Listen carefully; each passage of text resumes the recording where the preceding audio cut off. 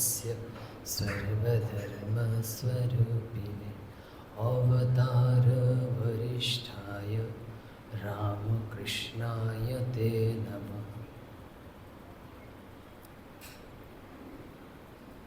শ্রীরামকৃষ্ণ যখন ভক্তদের সাথে ভগবত প্রসঙ্গ করতেন তখন একটা বিষয়ের উপর খুব জোর দিতেন, হয়তো অনেকবার বলেছেন, বারবার করে বলেছেন একটা কথা, তা হচ্ছে প্রার্থনা। আপনারা যদি কথামৃত দেখেন, যে ভগবত প্রসঙ্গ দেখেন, শ্রীরামকৃষ্ণ বারবার বলেছেন যে প্রার্থনা করতে বলছেন। যে এখন প্রার্থনা কীরমভাবে করতে হবে তাও অনেক সময় তিনি বলেছেন, যখন নারায়ণ মানুষকে দেখিয়েছেন। তারপরে কোনো কোনো অন্তরঙ্গ পার্শ্বদের যেটাকে বলা হয় বাইরে প্রকাশ না করে গোপনে বলেছেন।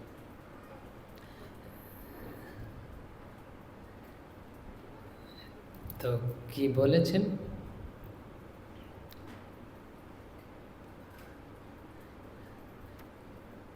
কি বলেছেন ওই প্রার্থনা? বলছে ভগবানের কাছে, বলছে হে প্রভু দয়া করো, কৃপা করো। যে এটা বারবার আবৃত্তি করতে বলেছেন, বারবার বলেছেন হে প্রভু দয়া করো, কৃপা করো, এরূপ প্রার্থনা করছেন। বলছে তখনই তার কৃপা হয়। এখন জিজ্ঞেস করছেন যে কিভাবে তার কৃপা হয়, যে কি করলে কৃপা হয় আর কি না করলে যে তার অনেক সময় কৃপা হয় না, এরকম। তো ভক্ত জিজ্ঞেস করেন কীভাবে তার কৃপা হয়, উপায় কী? তখন শ্রীরামকৃষ্ণ আরও খোলামেলাভাবে বলছেন, পরিষ্কারভাবে বলছেন যে অহংকার অভিমান থাকলে হয় না। আমি রূপ ডিবিতে ঈশ্বরের কৃপারূপ জল জমে না।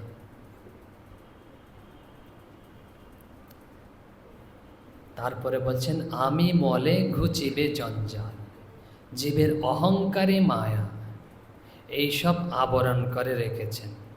যদি ঈশ্বরের কৃপায় আমি অকর্তা এই বোধ হয়ে গেল, তাহলে সে ব্যক্তি জীবমুক্ত। অহং যেন মেঘের স্বরূপ, একটা উপমা দিয়েছেন। তো বলছেন কিভাবে কৃপা হয়? বলছেন অহংকার থাকলে না, অভিমান থাকলে হয় না। যতই কিছু আমরা করি না কেন, অহংকার অভিমান হয় না। কেন উপমা দিচ্ছেন? বলছেন যে উঁচু ডিবিতে না, যে পাহাড়ের টিলায় জল জমে না, সব যে গড়িয়ে পড়ে। তো ভগবান কৃপা করলেও না তা ওখানে জমবে না, ধরা যাবে না, আমরা ধরতে পারবো না, সব চলে যাবে। তারপরে বলছেন আবরণ করে রেখেছে, এই অহংকারে না ঢেকে রেখেছে। কীরকম ঢেকে রেখেছে? খুব সুন্দর একটা উপমা দিয়েছেন। বলছে কীরকম ঢেকে রেখেছে? বলছে মেঘে যেমন সূর্যকে ঢাকে। আচ্ছা, মেঘে কিন্তু কখনো মেঘ দ্বারা সূর্য ঢাকতে পারে না। কত যোজন যোজন আয়তন বিশাল সূর্য, এক টুকরা মেঘ কি ঢাকতে পারে? কখনো ঢাকতে পারে না, কারণ সূর্য স্বমহিমায় প্রকাশিত। তো ঢাকে কি জানেন? আমাদের দৃষ্টিটা আচ্ছাদন করে দেয় মাত্র। তার আমরা বলছি মেঘে সূর্য ঢেকে ফেলেছে, উল্টা কথা তাই বলি, আমাদের দৃষ্টিটা ঢেকেছে। সেই জন্য এই ভগবান হচ্ছে, বলছে ভগবানের আরেক মান হচ্ছে কৃপাময়, তিনি সর্বদা কৃপা করছেন, তার কৃপার কখনো অভাব হয় না। কিন্তু আমরা অনুভব করতে পারি না কেন? এই অহংকার থাকার কারণে, অভিমান থাকার কারণে ধরতে পারি না। তো একটা উপমায় আখ্যায়িকা চলে যায়, যে আমরা তো শিবের বিষয়ে বলছিলাম, ওখান থেকেই যাই, শিবপুরাণ থেকে 29তম অধ্যায়ে রয়েছে খুব সুন্দর আখ্যায়িকা, যে ভগবতী পার্বতী জগদম্বা মাতা শিব মহাদেবকে এইসব বিষয়ে প্রশ্ন করছেন ভগবানকে, যে এসব বিষয়ে প্রশ্ন করছেন, যে বলছেন অভিমান অহংকার আমাদের কথা হচ্ছিল, তো কি থেকে অভিমান অহংকার হয়? আর মহাদেবকে জিজ্ঞেস করছেন যে এত সুন্দর সুন্দর বিষয় থাকতে, এত সব বিষয় থাকতে, এত ভালো ভালো বিষয় থাকতে, বাসস্থান থাকতে, আপনি থাকেন শ্মশানে। আর কি বলছে সব দেবতারা কি খুব সুন্দর চন্দন গন্ধ এসব মাখে, আর আপনি মাখছেন ভস্য, এসবের কারণ কি? তো এসব বিষয়ে প্রশ্ন করতে গিয়ে এসবে এসছে। তো আমরা একটা আখ্যায়িকা বলি, তখন ভগবান যে মহাদেব, ভগবান শিব এই পার্বতীর উত্তর দিচ্ছে প্রশ্নের, যে ভগবতী পার্বতীর প্রশ্নের উত্তর দিচ্ছেন, বলছেন হে প্রিয়ে আমি বলছি শুনো, আপনারাও শুনুন, আমরাও বলার চেষ্টা করছি। তো বলছেন অনেক প্রাচীন যুগে বলছে ভৃগু বংশে একজন ব্রাহ্মণ ছিল, আর সেই ব্রাহ্মণ খুব তেজ ছিল, তেজ মানে মনের জোর ছিল, খুব বলশালী তেজশালী এক ব্রাহ্মণ ছিল। তো সেই ব্রাহ্মণ আমারকে পাওয়ার জন্য তপস্যা করছেন, অর্থাৎ শিবের তপস্যা করছিলেন সেই ব্রাহ্মণ, যেটাকে বলা হয় কঠোর তপস্যা করছিলেন, এই রৌদ্র তাপের মধ্যে আর খুব ঠান্ডার মধ্যে এইসব সব সহ্য করে এক মনে ভগবানের চিন্তা আর ভগবানের নাম করে যাচ্ছিলেন। তারপরে আরও কি যে করছিলেন, বলছেন আহার, যে আহার খাচ্ছিলেন, যে ফল মাত্র, যে বনে করছিলেন ভজন আর ফল মাত্রই আহার করছিলেন। আর ফল যে সবসময় খেতেন তা নয়, কীরকম, প্রথমে তিনি যে বাক মানে কথা সংযম করছিলেন, যে বাক্য অপ্রয়োজনীয় কথা না বলা, তারপরে কি আহারও সংযম করছিলেন। কিভাবে, যে প্রথমে 4 দিন পর পর অল্প মাত্র আহার করতেন প্রথম দিকে, যে যাতে শরীরটা রক্ষা হয়। তারপরে কি এভাবে এগোতে এগোতে 5 দিন, পঞ্চম দিনে অল্প আহার করতেন, এর পূর্ব 4 দিন খেতেন না। এভাবে ষষ্ঠ দিন, সপ্তম দিন, অষ্টম দিন, এভাবে 10ম দিন পর্যন্ত তিনি অল্প ফল আহার করে এই যে ভজন সাধন করে যাচ্ছিলেন। তো এরকম সাধন করলে না, ভজন করলে যে একটা শক্তি জন্মে, তপস্যার ফল আছে না, তপস্যার শক্তি, তেজ জন্মেছে, তো চারিদিকে একটু রপ উঠেছে, এরকম খুব তপস্যা করছে ভগবান শিবের। তারপর আরও কি, যে তিনি এরকম তেজস্বী হয়ে ওই ব্রাহ্মণ, ভৃগু বংশের ব্রাহ্মণ, যে ঠিক করলেন যে তিনি ফলও খাবেন না। তো কি খাবেন, বলছে শাক, বনের মধ্যে শাক পাওয়া যায়, পাতা পাওয়া যায়, এই পাতা খেয়ে তিনি জীবন ধারণ করবেন। তো যেরকম চিন্তা করেছেন, সংকল্প করেছেন, সেভাবেই তিনি এই শাক পাতা খেয়ে জীবন ধারণ করতে শুরু করেছেন। তো তার নাম হলো যে পর্ণাদ, যে অন্যরা সবাই তার নাম দিয়েছেন পর্ণাদ। পর্ণাদ মানে পর্ণ মানে পাতা, বুঝতে পেরেছেন, অধ্যাত মানে খাওয়া। তো যিনি পর্ণ, পাতা খেয়ে জীবন ধারণ করছেন, এই জন্য তার নাম হয়ে গেছে পর্ণাদ, বুঝতে পেরেছেন। তো এইভাবে তপস্যা করে যাচ্ছেন। তো তপস্যা করতে করতে, সাধন ভজন করতে করতে, তো তার মনে আরেকটা সংকল্প উঠেছে, যে আমি বুঝবো কিভাবে আমি সম্পূর্ণ শুদ্ধ হয়ে গেছি, আমার যে পূর্বে যে অর্জিত ছিল পাপ, কলমশ, কলুষ সব ধুয়ে চলে গেছে, সব নষ্ট হয়ে গেছে। তো মনে মনে সংকল্প করলো যে আমি যখন আমার প্রতিটা রক্তবিন্দু পরিবর্তিত হয়ে যাবে, তখনই আমি বুঝবো যে আমার পূর্বের সব কলমশ চলে গেছে, যে আমি শুদ্ধ হয়ে গেছি, আমার পাপ চলে গেছে, আমি শুদ্ধ হয়ে গেছি।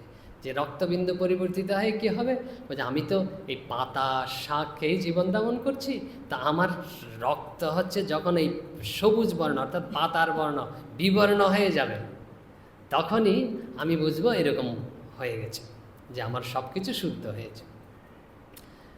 তো এরকম তো পাতা খেয়ে জীবন ধারণ করছে, আর দীর্ঘদিন যাবৎ ভগবানের চিন্তা নাম করে যাচ্ছে, আর অপেক্ষায় রয়েছে কখন যেই রক্ত রুধি যে এরকম হয়ে যাবে।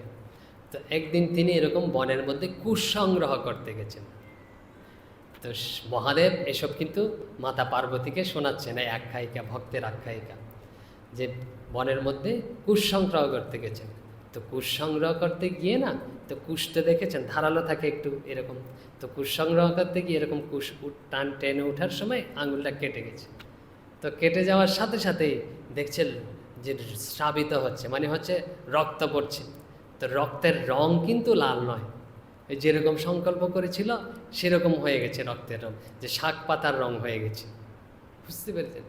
এখন তো সে তো আনন্দে আত্মহারা, বলছে আমি তো শুদ্ধ হয়ে গেছি, আমার রক্ত পর্যন্ত পরিবর্তন হয়ে গেছে, যে এখন আমি সম্পূর্ণ শুদ্ধ হয়েছি। আর আনন্দে ওখানে নাচছে, নৃত্য করছে, আর বিকট চিৎকার করছে। মানুষ এরকম হয় না, কিছু একটা হলে আনন্দে বিকট চিৎকার করে। আর দেখতে পাচ্ছেন তপস্যার একটা জোর আছে, এতদিন থেকে তপস্যা করছে, তপস্যের চিৎকার তো আরও এরকম হবে। তো বিকট চিৎকার করছে আর নাচছে। আর তার চিৎকারে না বনের যে প্রাণী টাণী ছিল, হরিণ বাঘ এইসব একদম সন্ত্রস্ত হয়ে গেছে, ভয়ে ভীত হয়ে গেছে, এদিক ওদিক ছোটাছুটি করছে, আর চারিদিকে সেই শব্দ যাচ্ছে, দেবতারা পর্যন্ত ভীত হওয়ার মতো, সন্ত্রস্ত হওয়ার মতো হয়ে গেছে।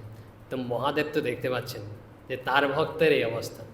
তো তিনি বলছেন যে তখন মাথাকে, তখন হে পার্বতী, হে প্রিয়ে, হে সুগন্ধিনী, আমি তার কাছে গেলাম। তো তার কাছে একটু দূরে গিয়ে না, যে যে তার যে রূপ তা পরিবর্তন করেছে, যে মহাদেব এক ব্রাহ্মণ বেশে তার কাছে গেছেন। তো ব্রাহ্মণ বেশে গিয়ে বলছেন, হে, ডাকছে, হে পর্ণাদ। তার কিন্তু যে এটা বলে যে বোধ নেই, চিৎকার করছে আর নাচছে। তা আরেকটু গম্ভীরভাবে রেখেছে, বলছে হে পর্ণাদ। এরমভাবে যখন দেখেছে তার কর্ণপাত হয়েছে। বলছে, তখন পর্ণাদ বলছেন, এই ব্রাহ্মণ, কি বলছো তুমি?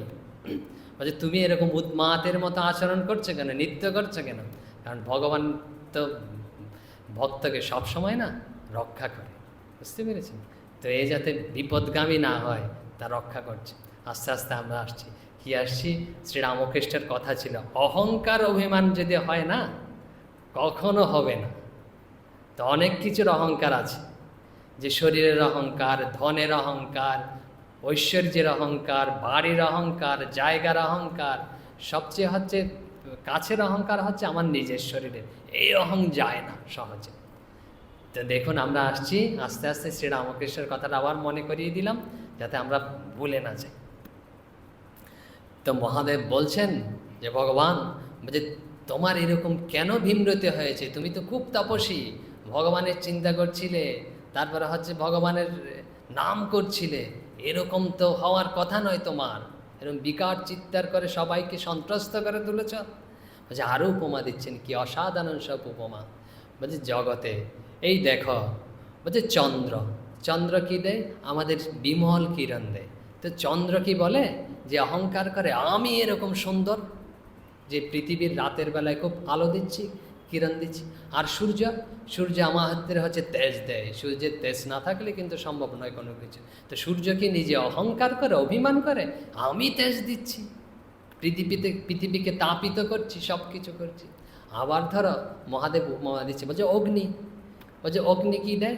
বলছে অগ্নি হচ্ছেন আমাদেরকে আগুন দেয়, সব কিছু দাহ্য করে, সব কিছু পোড়াতে পারে।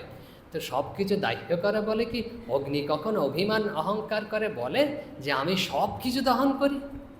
তো এরা এদের নিজ নিজ কাজ না স্বাভাবিকভাবেই করে যাচ্ছে, কিন্তু কারো তো কখনো অভিমান অহংকার হয় না।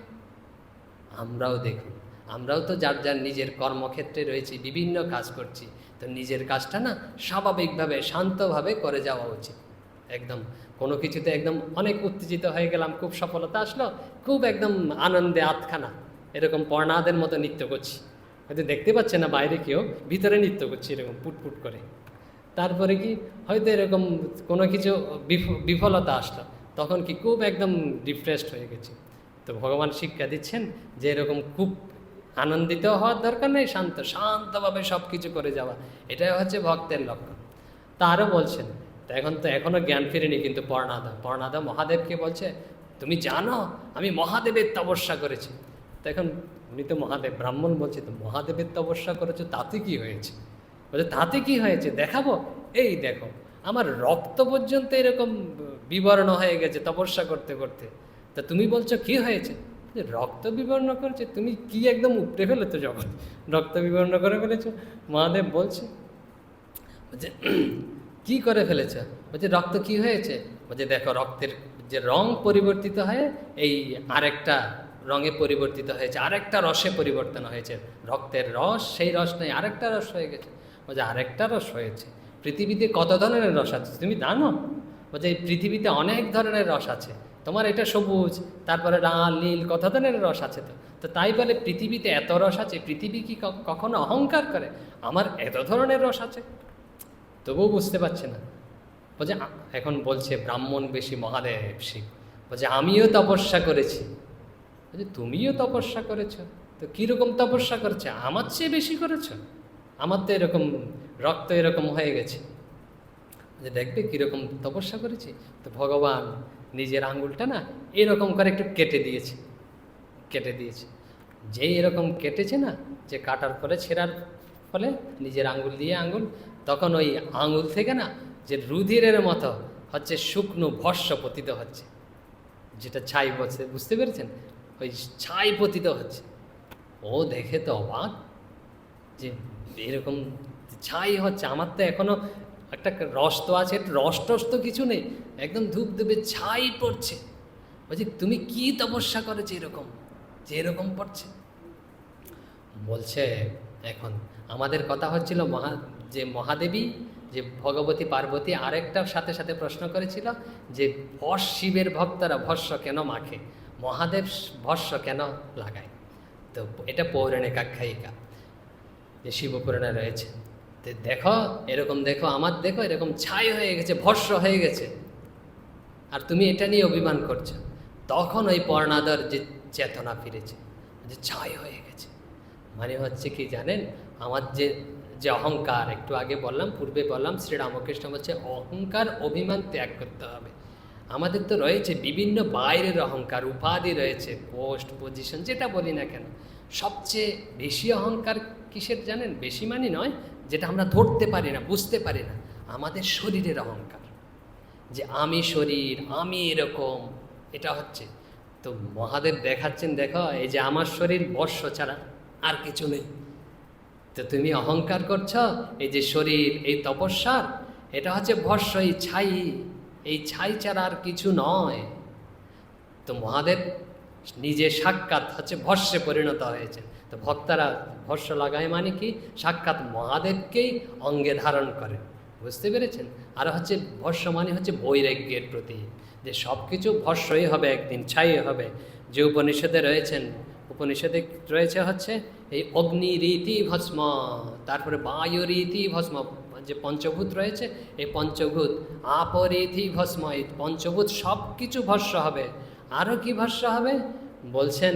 দেবরীতি ভস্ম, বলছে ঋষয় ভস্ম, বলছে দেবতাগণ ভস্য হবে, বলছে ঋষিগণ ভস্য হবে। তুমি যাই হও না কেন, যে মানুষ তো অনেক আছেই, তো এরা সব কিছু ভস্য হবে।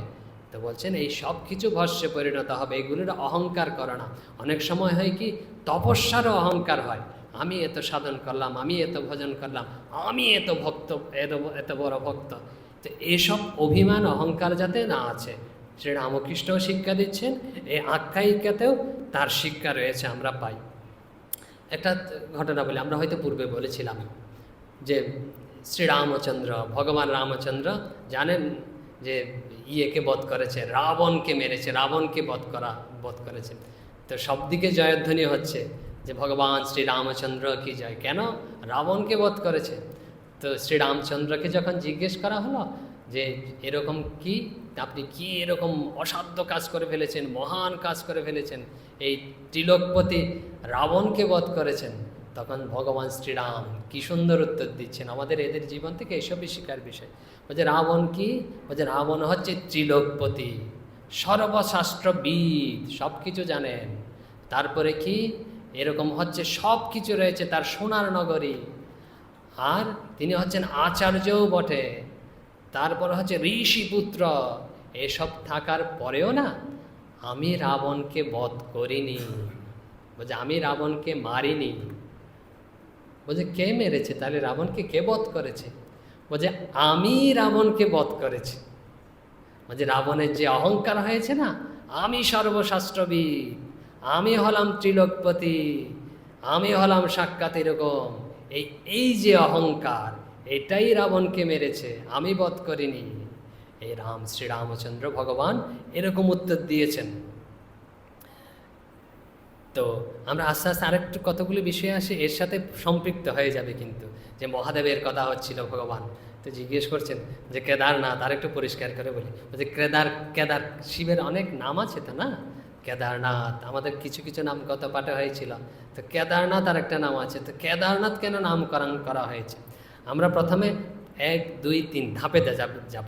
প্রথম হচ্ছে স্থূল, তারপর হচ্ছে আরেকটু সূক্ষ্ম, হচ্ছে আরও একটু গভীরে যাব। প্রথমে সবচেয়ে স্থূল, যেটা অনেকেই ধরতে পারে, যে কেদারনাথ, কেদারনাথ জানেন তো কোথায়? হিমালয়ে রয়েছে।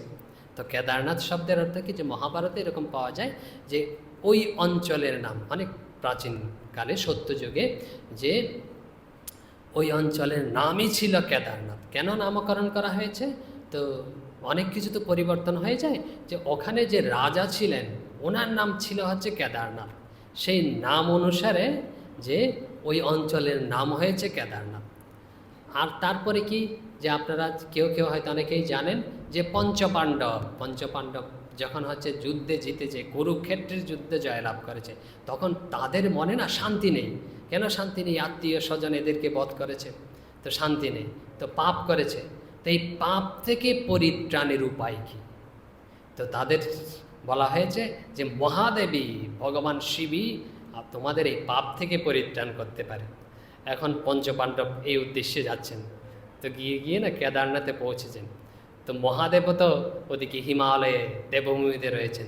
তো মহাদেব বুঝতে পেরেছেন পঞ্চটা পাণ্ডব তাকে তার কাছে আসছেন, তো তারা তো এরম করে এসছে, তো মহাদেব তাদেরকে দর্শন দেবেন না। তো তিনি কি করেছেন? একটা ষাঁড়ের রূপ ধারণ করেছেন। এসব পৌরাণিক কাহিনী অনেকের জানা আছে, ষাঁড়ের রূপ ধারণ করেছেন, এখন যাতে চিনতে না পারে আর কি। তো পঞ্চপাণ্ডব তো ভগবানের পার্শ্বদ, এত সহজে কি ছেড়ে দেবেন? ভীমসেন অর্থাৎ ভীম চিনে ফেলেছেন মহাদেবকে, যিনি হচ্ছেন মহাদেব, আমাদেরকে দর্শন না দেওয়ার জন্য এরকম ষাঁড়ের রূপ ধারণ করেছে। তো ভীম কি করেছে? ধাওয়া করেছে এই ষাঁড়ের পেছনে, মহাদেবের পেছনে। মহাদেবও দৌড়াচ্ছেন, ভীমসেনও দৌড়াচ্ছেন। তো দৌড়ে আর কোথায় যাবেন? ভগবানকে তো ভক্তের কাছে ধরা দিতেই হয়। তো অনেকটা কাছে পৌঁছে গেছেন। তো কাছে যখন পৌঁছে গেছেন না, এখন মহাদেব কী করছেন? একদম ভূমিতে, নিচের মধ্যে, ভূমির মধ্যে প্রবেশ করে যাবেন, যে এরকম মানে নিচে আর কি ঢুকে যাবেন। এরকম ঢুকে যাওয়ার সময় ভীমসেনকে হচ্ছে মহাদেবের যে পেছন, মানে ষাঁড়ের, তখন তো ষাঁড়রূপী মহাদেব, ষাঁড়ের পেছনটা এরকম ধরেছে লেজের দিকে, তো পেছনটা ধরে এরকম টেনে রেখেছে, বুঝতে পেরেছেন? তো মহাদেব অর্ধেক ঢুকে গেছে এরকম, আর অর্ধেক এরকম টেনে রেখেছেন ভীম। তো টেনে রাখা অবস্থায় নয়, পিছনের অংশটা মানে হচ্ছে পিঠের অংশটা, ওখানেই মহাদেব ছেড়ে গেছেন ওই যে কেদার, বুঝতে পেরেছেন? তো পঞ্চপাণ্ডব আছে পঞ্চ জায়গায়, পঞ্চ কেদার আছে এই হিমালয়ের মধ্যে আশেপাশে, আর বিভিন্ন জায়গায় কোনো জায়গায় হচ্ছে মাথা এরকম এরকম উঠেছে। বাকিটা ওদিকে যাচ্ছি না, আমাদের সেই প্রসঙ্গ নয়। তো পঞ্চকেদার বলা হয়। তো যেটা আমাদের কথা হচ্ছে সেটা হচ্ছে যে ভগবান শিবের পেছনের অংশটা, ওখানে কেউ দর্শন করতে গেলে দেখবেন যে পেছনের অংশটা এরকম আছে না, ষাঁড়ের এরকম উঁচু, তো এই পেছনের অংশটাই হচ্ছে ওখানে রয়েছে। তো এই জন্য ওখানের নাথ বলে, ওখানের অধিপতি বলে। তো ওনার নাম হচ্ছে ভগবানের নাম কেদারনাথ। এখন দ্বিতীয়টাতে আছে একটু সূক্ষ্ম, কেদার শব্দের অর্থ জানেন? কেদার শব্দের অর্থ হচ্ছে ক্ষেত্র। ক্ষেত্র মানে কি জানেন? ক্ষেত্র মানে হচ্ছে আপনারা জানেন ভূমি বা হচ্ছে এরকম জলক্ষেত্র। ক্ষেত্র মানে জানেন তো? ক্ষেত্র মানে হচ্ছে অঞ্চল। তো এই ক্ষেত্রের নাথ মানে হচ্ছে ক্ষেত্র, ওই অঞ্চলের নাথ, ওই অঞ্চলের প্রভু হচ্ছে মহাদেব ভগবান। ওই ক্ষেত্রটা কি? ক্ষেত্রটা হচ্ছে হিমালয় ক্ষেত্র, দেবভূমি বলা হয়। এই দেবভূমির প্রভুই হচ্ছে মহাদেব, শিব সাক্ষাৎ। এই জন্য তার নাম ওই ক্ষেত্রের নাথ বলে। ওই ক্ষেত্র শব্দের অর্থ হচ্ছে কেদারনাথ বলা হয়। এখন আরেকটু গভীরে যাই, বুঝতে পেরেছেন? যদি ধীরে ধীরে যেতে হয়, যদি একদম ঝটি দিয়ে আমরা চলে যাই না, তাহলে অনেক সময় বোঝা যায় না। আমরা বলছিলাম কেদার শব্দের অর্থ ক্ষেত্র। ক্ষেত্র শব্দের অর্থ কি জানেন? ক্ষেত্র শব্দের অর্থ হচ্ছে এই দেহ। কোত্থেকে বলছেন এই ক্ষেত্র শব্দের অর্থ? বলছে ভগবান বলছেন, বলছে ইদং শরীরং কন্তেয় ক্ষেত্রম ইতি অভিধীয়তে। ভগবান গীতামুখে বলছেন, বলছে এই শরীরকে ক্ষেত্র বলে জানবে, মানে ক্ষেত্র মানে হচ্ছে এই শরীর। এখন এই শরীরের যিনি নাথ, এই শরীরের যিনি প্রভু, এই শরীরের যিনি অধিপতি, তিনি হচ্ছেন ক্ষেত্রনাথ। ক্ষেত্রনাথ মানে হচ্ছে কেদারনাথ, বুঝতে পেরেছেন? এই শরীরের যিনি অধিপতি, এটা হচ্ছে ক্ষেত্র, এটা হচ্ছে কেদার। এই কেদারের যিনি অধিপতি, এই ক্ষেত্রের যিনি অধিপতি, তিনি হচ্ছে কেদারনাথ। মানে কিভাবে? আমাদের তিনি যদি স্থূলভাবে চিন্তা করি, তিনি আমাদের জন্ম দিয়েছেন, এই শরীরের জন্মদাতা তিনি, এই শরীরের পিতা তিনি, তাই হচ্ছে এই শরীরের প্রভু তিনি। আরেকটু ভিতরে গেলে এই শরীরের মধ্যে তিনি সর্বদা রয়েছেন। তিনি রয়েছেন বলেই না আমরা কথা বলতে পারছি, আমরা দেখতে পাচ্ছি, আমরা কাজ করতে পারছি, আমাদের অনুভূতি হচ্ছে এই ভগবৎ সত্তা, এই ভগবান শিব, এই কেদারের মধ্যে এই নাথ রয়েছেন বলেই, ক্ষেত্রের মধ্যে এই নাথ রয়েছেন বলেই এই ক্ষেত্র সচল রয়েছে। এই জন্য এই কেদারের নাথ হচ্ছে, এই শরীরের নাথই হচ্ছে, এই ক্ষেত্রের নাথই হচ্ছে তিনি মহাদেব। এই জন্য তার নাম কেদারনাথ। পঞ্চপাণ্ডবদের যখন কথা এসছে, কুরুক্ষেত্র যখন এসছে, কুরুক্ষেত্র, এখন ক্ষেত্র বুঝতে পারছেন, ক্ষেত্রের অর্থ যে কুরুক্ষেত্র মানে কি, যে কুরুক্ষেত্রে বিশাল যুদ্ধ সংগঠিত হয়েছে। কুরু মানে কি জানেন? যার দ্বারা করা হয়, করণ। করণ মানে কি জানেন? ইন্দ্রিয়। আমরা ইন্দ্রিয় দ্বারা সব কিছু করি তো, চোখ দ্বারা দেখি, কর্ণ দ্বারা শুনি, মুখ দ্বারা কথা বলি, হস্ত দ্বারা ধরি, মানে এগুলো হচ্ছে সব ইন্দ্রিয়গুলোকেই করণ বলা হয়। তাহলে কি দাঁড়ালো? যে কুরু মানে হচ্ছে ইন্দ্রিয়, আর ক্ষেত্র মানে হচ্ছে শরীর। এই ইন্দ্রিয়গুলো যেখানে বিচরণ করে সেটার নামই হচ্ছে কুরুক্ষেত্র। কুরুক্ষেত্র যদি জিজ্ঞেস করে কোথায় কুরুক্ষেত্র, তীর্থের একটা মাহাত্ম্য রয়েছে, আমরা তো অবশ্যই স্মরণ করছি, কিন্তু প্রকৃত যদি ভিতরে সূক্ষ্ম অবস্থায় পৌঁছাতে হয়, এটাই হচ্ছে কুরুক্ষেত্র, ইন্দ্রিয়গুলোর বিচরণ ক্ষেত্র। এই দেহ ইন্দ্রিয়গুলো বিচরণ করে কি করে? এখানে ধর্ম অধর্ম দুটা আচরণ করে। ধর্ম করলে ভালো, অধর্ম করলে পাপ সেরকম ভুগতে হবে। বুঝতে পেরেছেন? তো কারা করে ধর্ম অধর্ম আচরণ? যুদ্ধ কারা করেছিল? যুদ্ধ কারা করেছিল? পাণ্ডব এবং কৌরব। পাণ্ডব মানে জানেন? পাণ্ডব শব্দের অর্থ পাণ্ডব না, পণ্ডা। পণ্ডা শব্দ থেকে এসছে। পণ্ডা শব্দের অর্থ কি জানেন? গীতাতে রয়েছে, বলছে পণ্ডা শব্দের অর্থ হচ্ছে, বলছে আত্মবিষয়ে বুদ্ধি। আর একটু সহজ করে বললে আপনাদের ভাষায় ভগবত বিষয়ে বুদ্ধি। যে বুদ্ধি ভগবত বিষয়ে, যে বুদ্ধি আত্মবিষয়ে, সে তাকেই পণ্ডা বলা হয়। একদম শাস্ত্রীয় কথা। শ্রীরামকৃষ্ণ বলছেন সা চাতুরী চাতুরী, বলছে বলে না এই ব্যক্তি খুব চাতুর, চতুর, খুব বুদ্ধিমান। বলছে শ্রীরামকৃষ্ণ বলছেন সেই সা চাতুরী, বলছে সেই বুদ্ধি। বুদ্ধি কি বুদ্ধি? বলছে যেই বুদ্ধি ভগবানের নিবিষ্ট রয়েছে, ভগবত বুদ্ধি, সেটাই বুদ্ধি, আর অন্য বুদ্ধিতে কাজ হবে না। কীরকম একটা উদাহরণ দেবো, আপনারা বলেছেন ওই এক শ্রীরামকৃষ্ণের কথায়, এক যাচ্ছিল পণ্ডিত নৌকাকারে নদী পার হচ্ছিল, মনে আছে তো? যে পণ্ডিত এরকম করে পায়ের ওপর পা দিয়ে নৌকায় বসছে, আর সবাই এরকম নিচে বসছে। বলছে জিজ্ঞেস করছে এই তুমি কি জানো? বলছে কি? বেদান্ত। তো নিচেতে বসছে মাঝি আর অন্যান্যরা, বলছে আমি তো বেদান্ত জানি না মহাশয়। বলছে তুমি জানো যে বৈশেষিক, ন্যায়, সাংখ্য, পতঞ্জল এসব তুমি জানো? বলছে এগুলো হচ্ছে দর্শন। বলছে আমি তো এসব, আমরা তো এসব জানি না কিছুই। বুঝতে পেরেছেন? বেচারা লোক, এরা তো কিছুই জানে না। তো কিছুক্ষণ পরে গিয়ে তো নদীতে ঝড় উঠেছে, খুব বৃষ্টি। এখন উনি তো পায়ের উপর পা দিয়ে, এখন পাটা একটু নেমেছে, কারণ তো নৌকা এরকম দুলছে তো। তারপরে পড়ে যাবে, এখন ভয়ে সন্ত্রস্ত। তো অন্যরা জিজ্ঞেস করছে, যাদের এখন প্রশ্ন করেছে, মশাই আপনি কি সাঁতার জানেন? উনি বলছে আমি তো সাঁতার জানি না।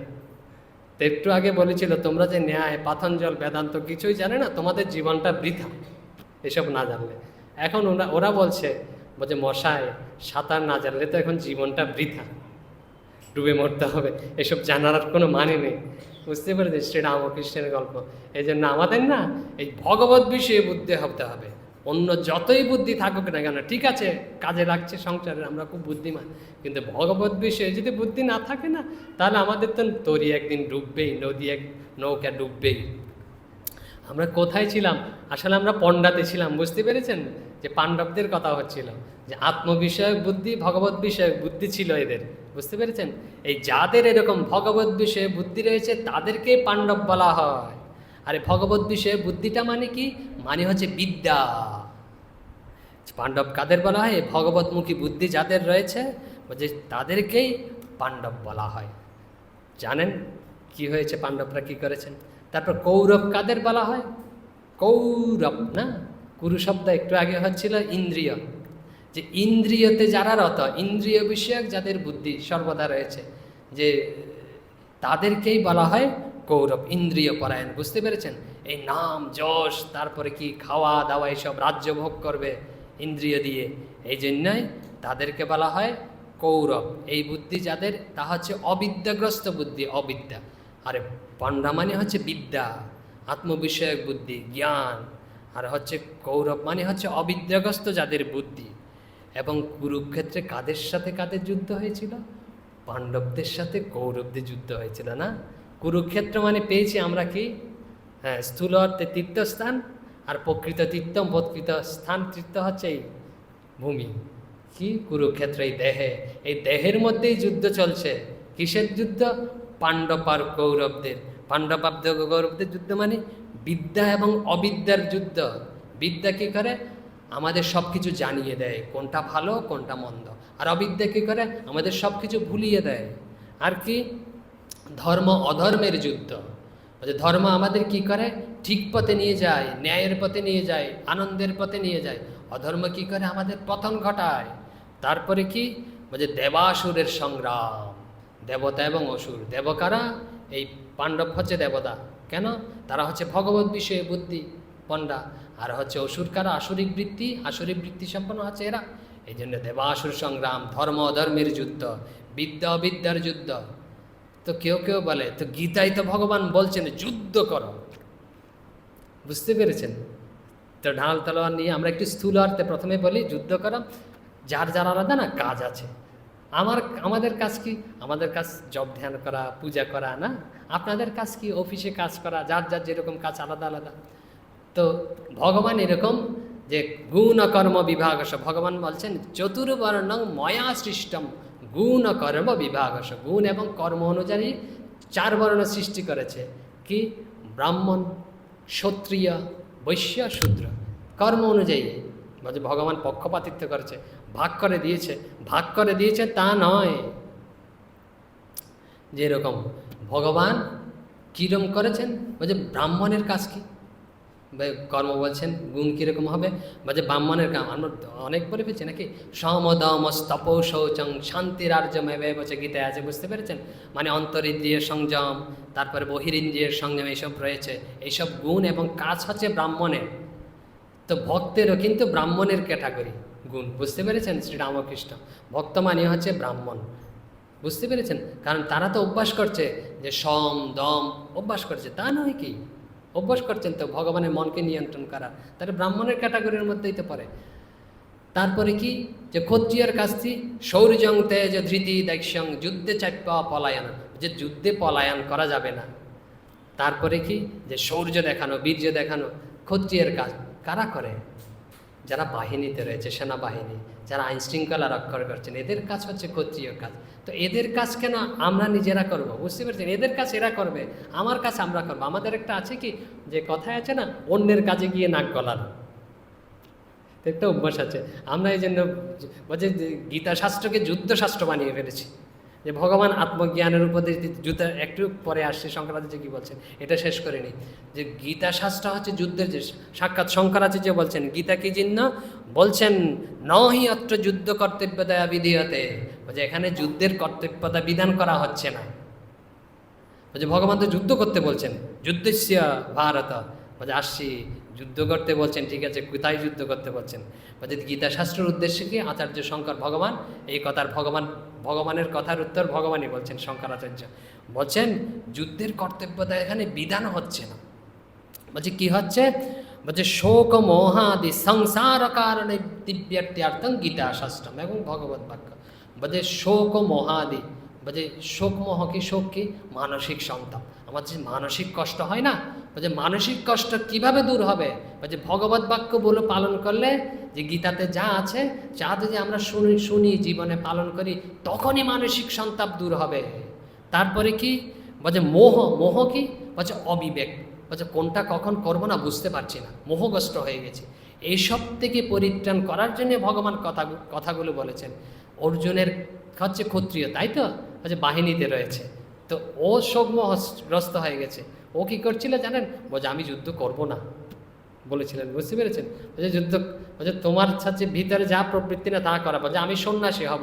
সন্ন্যাসী হতে গেলে না, তুমি যখন গিয়ে দাঁড়াবে ভিক্ষা করার জন্য, তখন কেউ যখন তোমাকে অপেক্ষা করবে, তুমি 2টা বসিয়ে দেবে ওখানে। তো ভগবান এসব বলছেন, এসব রয়েছে। আমরা আর দীর্ঘায়িত করছি না। তো বলছেন শোক মোহ নিবৃত্তিয়ার্থং গীতা শাস্ত্রম না হি যুদ্ধ কর্তব্যতা বিধিয়তে, যুদ্ধের কর্তব্যতা বিধান করা হচ্ছে না, যার যেটা কর্ম সেটাকে ঠিকভাবে করতে বলা হচ্ছে। তো এই যুদ্ধ করতে বলছে ভগবান, কোথায় বলছে আমরা দেখি। বলছে অন্তবন্ত ইমে দেহা, বলছে নিত্যস্য উক্তা শরীরিন অনাশীন অপ্রমেয়স্য তস্মাৎ যুদ্ধস্য ভারত। বলছে তস্মাৎ যুদ্ধ করো। বলছে কথাগুলো কি বলছে, অন্তবন্ত ইমে দেহা, এই যে এই দেহ দেখতে পাচ্ছেন, আমাদের এই অহংকার নিয়ে কথা হচ্ছিল, যত কিছুর অহংকার করি না কেন অন্ত হবে, এটা হচ্ছে অন্তশীল বন্ত, মানে হচ্ছে এটা নাশ হবে, নষ্ট হবে, এটা যে অহংকার করার কোনো কিছু নেই। নিত্যস্য উক্ত শরীরীন, এই যে আমি আগে উল্লেখ করেছি, অনেক আগে উল্লেখ করেছি, ভগবান বলছে কি এই শরীরই হচ্ছে, শরীরই মানে হচ্ছে শরীরের মধ্যে যিনি থাকেন তিনিও হচ্ছেন নিত্য, শরীরটা নিত্য নয়। বলছে শরীরই মানে হচ্ছে শরীরের মধ্যে যিনি থাকেন তিনিই নিত্য। আর কি অনাশীন মানে হচ্ছে তিনি হচ্ছে অবিনাশী, তাকে নাশ করা যাবে না। আচ্ছা এখন বলছে শরীরের মধ্যে রয়েছেন, তারপরে হচ্ছে বিনাশ নেই।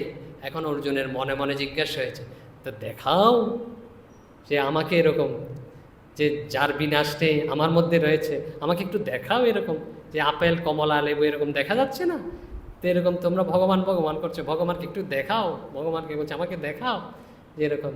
তখন ভগবান বলছে এরকম প্রশ্ন যাকে উত্থাপিত নয়, বলছে অপ্রমেশ্য, যে সেটা হচ্ছে প্রমাণ করা যাবে না। আমরা বিভিন্ন যুক্তিতর্ক দিয়ে প্রমাণ করার চেষ্টা করি ভগবান আছেন না, বলছে কোনো যুক্তিতর্ক দিয়ে না, ঠিক ঠিক বললে যার বুদ্ধি আসে সেই তর্কে জিতে পারে, এটা ঠিক, কিন্তু কোনো যুক্তিতর্ক দিয়ে প্রমাণ করা যাবে না যে ভগবান আছেন। আপনাকে বলি যে আপনি যে আছেন এটা আপনি যুক্তিতর্ক দিয়ে প্রমাণ করতে পারবেন কোনো, এই যে ধরুন বলছে আমি তো আমাকে দেখতে পাচ্ছি, কোথায় আপনাকে আপনি দেখতে পাচ্ছেন? আপনার প্রতিবিম্ব দেখতে পাচ্ছেন, আয়নার সামনে দাঁড়ান প্রতিবিম্ব দেখতে পাচ্ছেন, আপনাকে দেখতে পাচ্ছেন না। আপনি যে প্রতিবিম্ব যে আপনি দেখতে পাচ্ছেন, ঠিক দেখতে পাচ্ছেন কিনা তাতেও সন্দেহ আছে, যে আপনার যেরকম চেহারা ওইটা ঠিক ঠিক দেখে, কতগুলো আয়না আছে চেহারাটা এরকম এরকম দেখায় না, দেখেছেন? আর কতগুলো আয়না আছে চেহারাটা এরকম ছোট দেখায়। এখন আমরা যে চেহারা দেখছি ওটা কী ধরনের প্রতিবিম্ব আমাদের কাছে প্রতিফলিত হচ্ছে ঈশ্বরই জানে। আর বলছে আমি আমাকে জানি, আমি দেখতে পাচ্ছি, আমরা কিছুই ঠিক ঠিক দেখতে পাচ্ছি না, অনেক কিছু এরকম। তো বলছে আমি আমাকে কখনো দেখতে পাই না, আর আমি যে আছি এটাও প্রমাণ করতে পারি না কারো কাছে। বলছে নিজেই নিজের প্রমাণ, নিজের চোখকে কি নিজে কখনো দেখতে পায়? দেখতে পায় না। আমি আমার প্রমাণ, আমার অনুভবই আমার প্রমাণ, আমার সত্তাই আমার প্রমাণ। তো এটা হচ্ছে সব প্রমাণিত, নিজে নিজে প্রমাণিত হয়, কারো কাছে প্রমাণ করা যায় না। এই জন্য বলছেন অপ্রমেয়স্য, প্রমাণ করা যায় না। এই জন্য যুদ্ধ করো। তো যুদ্ধ আমাদের বলছেন কিসের সাথে যুদ্ধ করতে? কৌরব আর পাণ্ডব।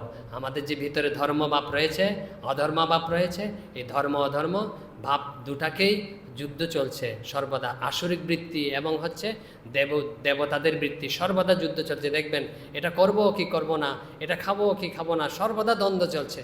তো যখন আমাদের বুদ্ধি শুদ্ধ হয় না, ভগবতমুখী হয় না, তখন ওই দেববৃত্তিই জয়লাভ করে, ধর্মই জয়লাভ করে। আর যখন অশুদ্ধ বুদ্ধি হয়, ভগবতমুখী বুদ্ধি না হয়, তাহলে হচ্ছে আমরা পরাজিত হই। এই দেখতে পাচ্ছেন পাণ্ডবদের কেউই ছিল না, খুব অল্প সংখ্যক সৈন্য, কিন্তু ভগবতমুখী তাদের বুদ্ধি, মানে হচ্ছে ভগবান তাদের সাথে রয়েছে। আমরা যখন ভগবতমুক্তি বুদ্ধি হবে না, ভগবান আমাদের সাথে রইবে, তখন সর্বদা আমরা জয়যুক্ত হব। আর আমরা আমাদের যুদ্ধ যখন ভগবতমুখী হবে না, সর্বদা পরাজিত হব। পরাজিত কি যে আর জয় কি? যে বিশাল রাজ্য জয় করা মানে জয় নয়, যে ভিতরে নিজেকে জয় করাই হচ্ছে আসল জয়, নিজের শান্তি হচ্ছে আসল শান্তি। এই জন্য শ্রীরামকৃষ্ণ বলছেন অভিমান অহংকার থাকলে হবে না। এই অভিমান অহংকার কি হতে পারে? এই কুরুক্ষেত্রের অভিমান অহংকার হতে পারে, মানে হচ্ছে এই দেহের সর্বদা চলছে, আর এই অভিমান ত্যাগ করতে হবে। আর ভগবানের আখ্যায়িকা বলেছি মহাদেবের, তিনিও বলছেন যে তপস্যার অহংকার, যে এরূপ অহংকার সব কিছু ত্যাগ করো, তখনই ঠিক ঠিক প্রকাশিত হবে যে ভগবৎ সত্তা, আমরা সংসারে আনন্দ পাব। ওম শান্তি শান্তি শান্তি। হরি ওম তৎসৎ। শ্রীরামকৃষ্ণার্পণমস্তু। অনেক কঠিন কঠিন